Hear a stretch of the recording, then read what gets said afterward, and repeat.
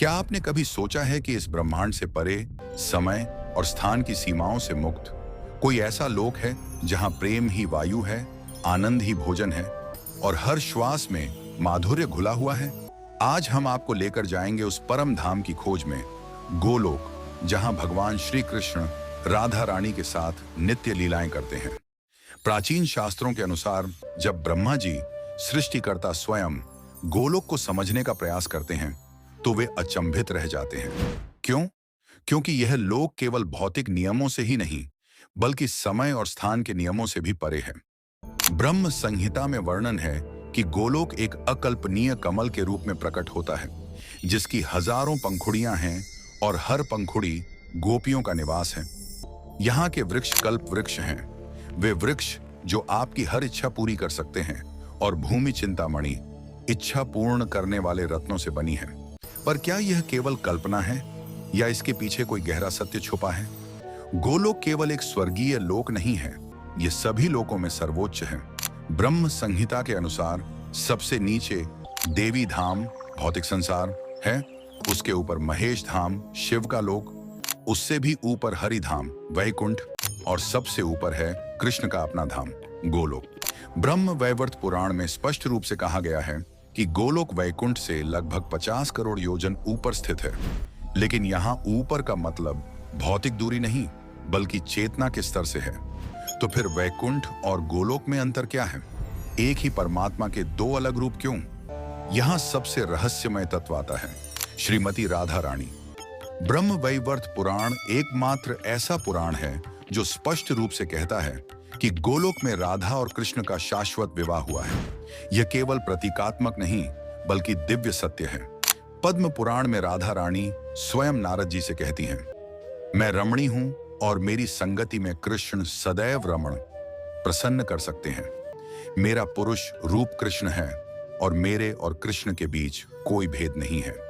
राधा रानी केवल कृष्ण की प्रेमिका नहीं है, वे आदि शक्ति हैं, मूल प्रकृति हैं। लक्ष्मी, सरस्वती, दुर्गा, सभी देवियां राधा से ही प्रकट हुई हैं। लेकिन अगर राधा और कृष्ण एक ही हैं, तो फिर उनके बीच प्रेम लीला का क्या अर्थ है? गोलोक का वर्णन सभी पारंपरिक समझ से परे है। यहाँ के महल चिंतामणि रत्नों से बने हैं, जो केवल स्पर्श से इच्छाएं पूरी करते हैं। दीवारें दिव्य प्रकाश से बनी हैं और फर्श शुद्ध भक्ति से बुना गया है। यहाँ की गायें, सुरभि गौएं, केवल पशु नहीं हैं, वे दिव्य आभा से चमकती हैं। उनकी पूंछें सोने की तरह चमकती हैं और उनका दूध अमृत के समान है। ये गायें भक्ति और प्रेम की मूर्त रूप हैं। कल्प वृक्ष, वे वृक्ष जो हर पवित्र इच्छा को समझकर पूरा करते हैं, रास्तों को सजाते हैं। यहाँ की झीलें नीले और सुनहरे कमलों से भरी हैं और हवा में दिव्य संगीत गूंजता रहता है। लेकिन यह सब देखने के लिए क्या योग्यता चाहिए? क्या हर आत्मा यहाँ जा सकती है? गोलोक की सबसे अनूठी बात यह है कि यहाँ समय रैखिक नहीं चलता, ये एक वृत्त में घूमता है। जो लीलाएं आज हो रही हैं, वही कल भी होंगी और वही कल भी हुई थी। यह शाश्वत वर्तमान है। राधा कृष्ण की रास लीला, गोपियों के साथ उनकी बातचीत, यमुना तट पर उनके प्रेम प्रसंग, ये सब नित्य चलता रहता है। यहाँ हर गोपी एक अलग भावना की प्रतिनिधि है, मधुर्य, वात्सल्य, सख्य, दास्य। तो क्या हम भी किसी न किसी रूप में इस नित्य लीला का हिस्सा हैं? हमारा संबंध इस दिव्य नाटक से क्या है? पृथ्वी पर जो वृंदावन है, वह गोलोक का ही प्रतिबिंब है।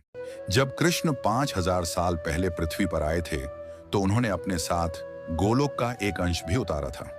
वृंदावन के हर कुंड, हर घाट, हर वृक्ष का गोलोक में अपना दिव्य स्वरूप है। राधा कुंड, श्याम कुंड, गोविंद कुंड, ये सब गोलोक के ही दिव्य सरोवर हैं जो पृथ्वी पर प्रकट हुए हैं।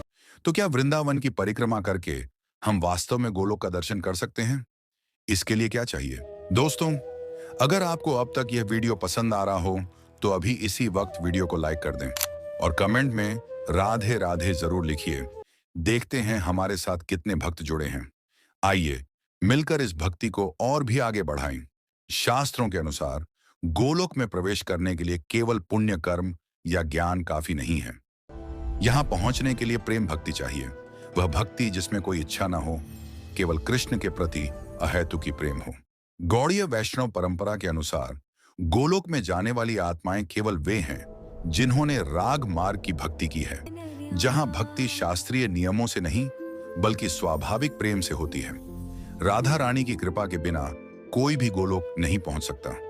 वे गोलोक की सम्राज्ञी हैं और कृष्ण तक पहुंचने का रास्ता उन्हीं से होकर जाता है। तो क्या हम आज के युग में इस प्रेम भक्ति को प्राप्त कर सकते हैं?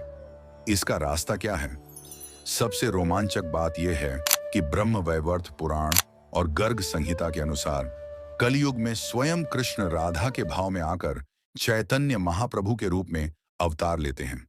चैतन्य महाप्रभु कृष्ण हैं, लेकिन राधा के प्रेम को अनुभव करने के लिए राधा का रूप धारण किया है। उन्होंने हरे कृष्ण महामंत्र दिया, जो गोलोक तक पहुंचने का सबसे सरल और प्रभावशाली साधन है। तो क्या केवल नाम जप से हम गोलोक पहुंच सकते हैं? इतना सरल रास्ता क्यों दिया गया? आधुनिक क्वांटम भौतिकी भी कहती है कि चेतना ही वास्तविकता है और भौतिक संसार चेतना का एक प्रक्षेपण है। गोलोक को समझने के लिए हमें भौतिक दूरी नहीं बल्कि चेतना के आयामों में सोचना होगा। वैकुंठ में माहेश्वर्य ऐश्वर्य की प्रधानता है, जबकि गोलोक में माधुर्य की। वैकुंठ में भगवान राजा हैं, गोलोक में वे प्रेमी हैं। वैकुंठ में नियम है, गोलोक में केवल प्रेम है। यह अंतर हमारी साधना और जीवन दृष्टि को कैसे प्रभावित करता है? सबसे आश्चर्यजनक बात यह है कि गोलोक केवल मृत्यु के बाद जाने वाला लोक नहीं है। शास्त्र कहते हैं कि शुद्ध भक्ति में जो आत्मा लीन हो जाती है, वह जीवित रहते हुए भी गोलोक का अनुभव कर सकती है। जब आप राधा कृष्ण के नाम का जप करते हैं और आपका हृदय प्रेम से भर जाता है, जब आपको लगता है कि समय रुक गया है और केवल आनंद ही आनंद है, तो आप उस क्षण गोलोक को स्पर्श कर रहे होते हैं। तो क्या गोलोक वास्तव में हमसे इतना दूर है या यह हमारे हृदय में ही छुपा हुआ है? दोस्तों, गोलोक केवल एक कहानी नहीं है, यह आपके हृदय में बसा हुआ सत्य है। हर बार जब आप निस्वार्थ प्रेम करते हैं, हर बार जब आप दूसरों की खुशी में अपनी खुशी देखते हैं, हर बार जब आप राधे कृष्ण का नाम लेकर भाव विभोर हो जाते हैं, आप गोलोक की सीमा में प्रवेश कर जाते हैं। राधा रानी कहती हैं, जो भी मेरे कृष्ण से प्रेम करता है वह मुझसे प्रेम करता है, और जो मुझसे प्रेम करता है वह अवश्य गोलोक आएगा। आज से आपकी यात्रा शुरू हो सकती है। बस एक शुद्ध हृदय से कहिए, हरे कृष्ण कृष्ण कृष्ण हरे हरे, हरे राम राम राम हरे हरे। अगर यह वीडियो आपको पसंद आया हो तो लाइक करें और कमेंट में बताएं कि आपने गोलोक के बारे में कौन सी सबसे रोचक बात जानी। अपने दोस्तों के साथ शेयर करें ताकि वे भी इस दिव्य रहस्य को जान सकें। सब्सक्राइब करना ना भूलें, क्योंकि हम आपके लिए और भी रहस्यमय आध्यात्मिक कहानियां लेकर आते रहेंगे। राधे राधे। ओम।